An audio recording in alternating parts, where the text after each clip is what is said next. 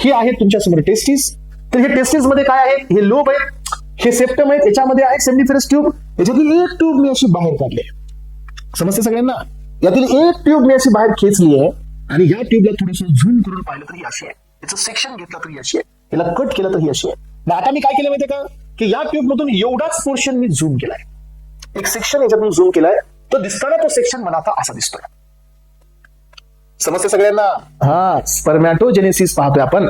मग आता याच्यामध्ये मला पहिले हे जे सेल्स आहेत हे जर्मिनल इपिथेलियम सेल्स आहेत. याला मी नाव काय दिलं, spermatogonium. So what I have given the name, the spermatogonium. मग याच्यामध्ये माझे सर्टुली सेल्स पण आहेत.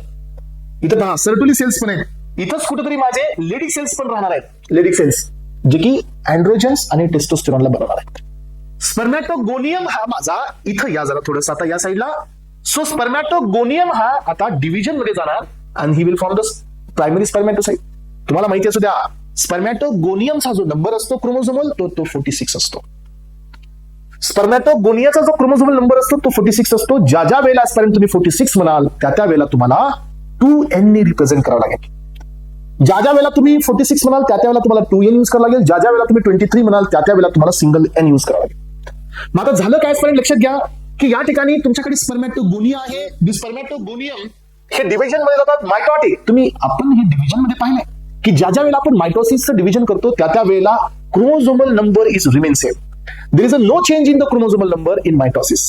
सेल डिव्हिजनचा चॅप्टर आठवून बघा, त्यामध्ये आपण हे समजून सांगितलंय की मायटोसिस मध्ये सेल डिव्हिजन नंतर क्रोमोझोमल नंबर रिमेन सेम राहतो. आधी जर 46 असेल तर daughter cell again getting 46 plus 46. आधी जर 23 असेल तर डॉटर सेल अगेन गेटिंग 23. म्हणून इथं तुमचं डिव्हिजन होऊन प्रायमरी स्पर्मॅटोसाइट तयार होतोय. प्रायमरी स्पर्मॅटोसाइट कडे क्रोमोझोमल नंबर किती आहे, तर 46 आहे.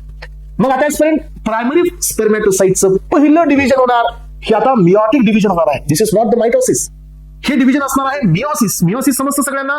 मिओसिस सेल डिव्हिजन म्हणजे जिथं क्रोमोझोमल नंबर हा हाफ होतो. आणि हे 46 चा जो प्रायमरी स्पर्मॅटोसाइट आहे, now it is getting so into 2 daughter cell आणि हे सेल असतात सेकंडरी स्पर्मॅटोसाइट. आणि आता यांचा क्रोमोझोमल नंबर हा 23 असतो. यानंतर पहा की सेकंडरी स्पर्मॅटोसाइट मिओसिस 2 डिव्हिजननी जातात, म्हणजे मिओसिस 2 किंवा मायोटिक 2 डिव्हिजननी जातात. पुन्हा यांचे प्रत्येकाचे 2 तयार होतात एस्पेरेंट्स. असे 4 सेल इथं तयार होतात आणि प्रत्येकाकडे क्रोमोझोमल नंबर 23 असतो. आणि यांना नाव देतो आपण स्पर्मॅटिड्स. आणि इव्हेंच्युअली हे स्पर्मॅटिड्स मॅच्युअर होतात, यांना टेल इथं वापस गेन येते, टेल इथं गेन होते आणि हे झाले तुमचे स्पर्म. त्यामुळे प्रत्येक स्पर्म मध्ये 23 क्रोमोझोम्स असतात एस्पेरेंट्स. आणि this entire process is called as स्पर्मॅटोजेनेसिस.